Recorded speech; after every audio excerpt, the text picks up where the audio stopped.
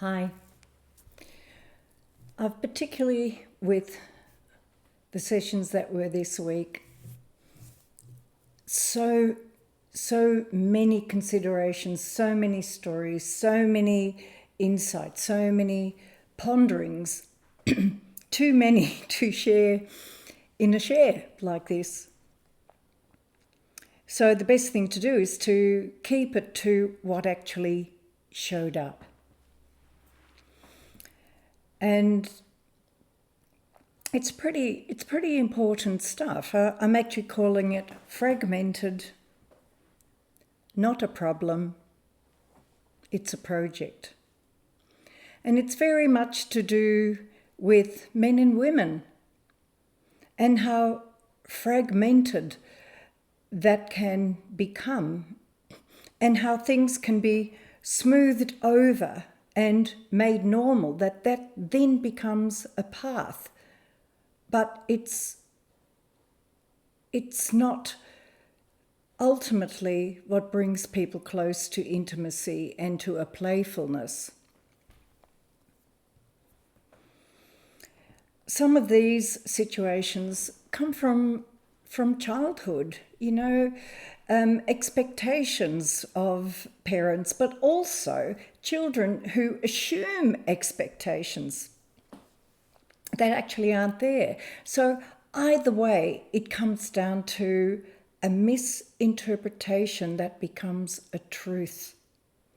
And it causes fragmentations. And this is generations old. Patterns, relationships, what's acceptable, not acceptable changes over time. But how we behave within a relationship, those patterns can be set out. It's actually sometimes very difficult when parents do not have any discussion in front of their children or disagreements. These children do not know how to be with a disagreement, so avoid it at all times. So many patterns.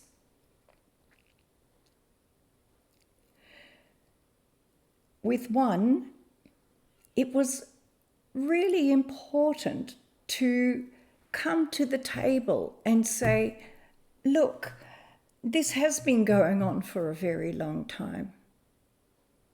But it's not too much to ask to be considered in these circumstances where ongoingly it wasn't.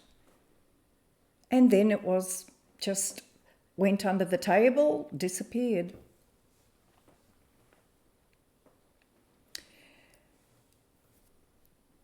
Then a couple who they're just so good together and admired by so many as a symbol of, look, it can work. It can work. Look at this couple. And it's true. They are truly an awesome example of how life can be lived well in just the fabulous joy of being together, whether it is in a project or whether it is just being by themselves or just spontaneously deciding things. And it was the husband who suggested, maybe it's time to have a session. So we did. And what showed up, I've actually had chats with others about this particular session because it can get really complex. There's a notion, that women have the higher ground or that better intuition or that sensitivity that cannot be denied. And when that comes from a misinterpretation, it can become toxic very quickly, even in the best of relationships. So to actually work through it and to be able to see where, as a woman, it can be taken too far, too seriously, too fast. And the thing is,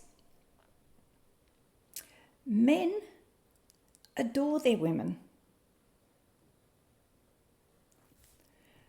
which is what makes women incredibly powerful, because they do adore their women. They don't want to walk on eggshells, but will do so if it means that it'll pass whatever it is. And eggshells is the fragmentation. And to find a way where things can be discussed, not disgusted, but to be able to come to a point where you can see this and say, this is actually not a problem. Can we sit with this and see what's going on? And very much that sense of knowing when you are loved, that the other party is not there to hurt you. And to go to mind and say, there is no intent for hurt in this. And if there is intent for hurt, we need to sit down to say, where is this hurt coming from? So that something can be put in place that can remediate it, and to be able to come back to the table and remediate it.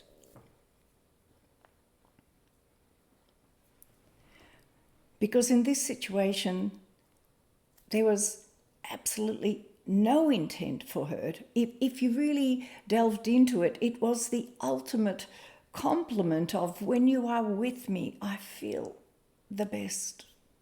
You are the wind beneath my wings, which very often women are. To feel that admiration, to be seen with great respect and with trust, and that knowing is felt by the male partner, there's magic in those relationships.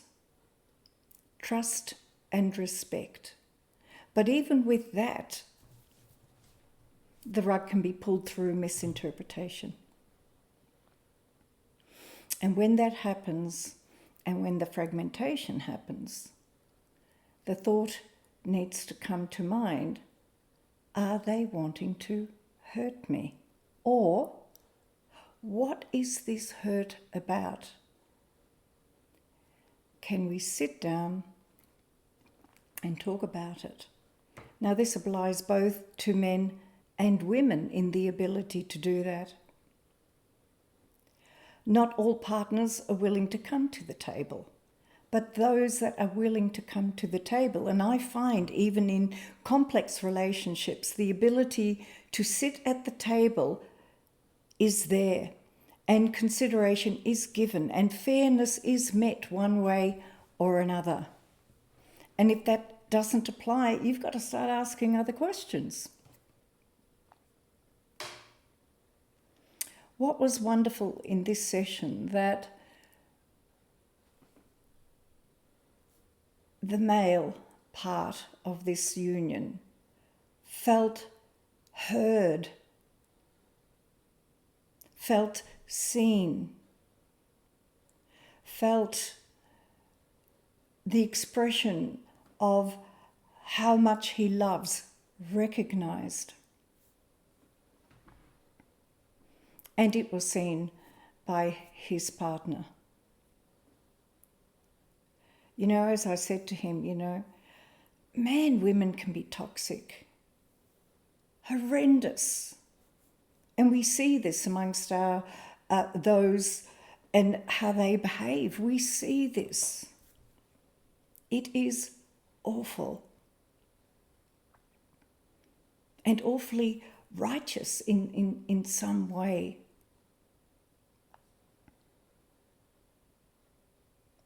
It's men who are the romantics, really.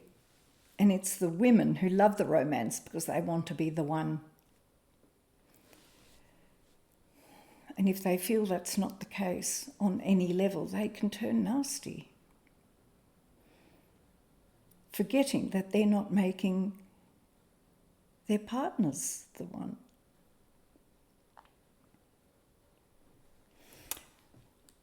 And this has a happy ending because someone else who came for a session was kind of stuck in the habit of feeling she had to normalize. I have to normalize this. And she was in the process of coming to that place of normalizing something because the relationship was spontaneous, it was playful, they had very similar interests, etc., etc. And her spirit basically said, I am not going to make this one normal. And the reason behind that was that it was felt that this was so good. To normalize it is to minimize the potential of this relationship.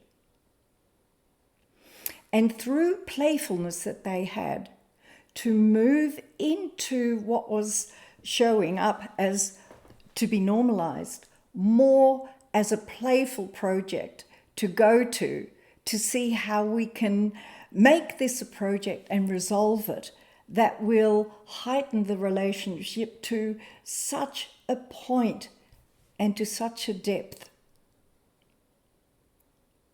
rather than accepting it and making it normal. You know, at the end of the day, life's about relationships. So it was very interesting to see these 3 different ways that showed up around it, and how quickly things can fragment, and that comfort, that silence that truly is silent, rather than silent because we just can't bring that up. So an essence is relevant for this. It's quite a powerful Australian bush flower essence. It's the Sturt Desert Pea. The negative is emotional pain and sorrows. The positive is letting go, triggers healthy grieving and clearing old sorrows. And recently, the sorrows are ancient. Some of this pain that comes to the surface isn't even ours. It can go generations back.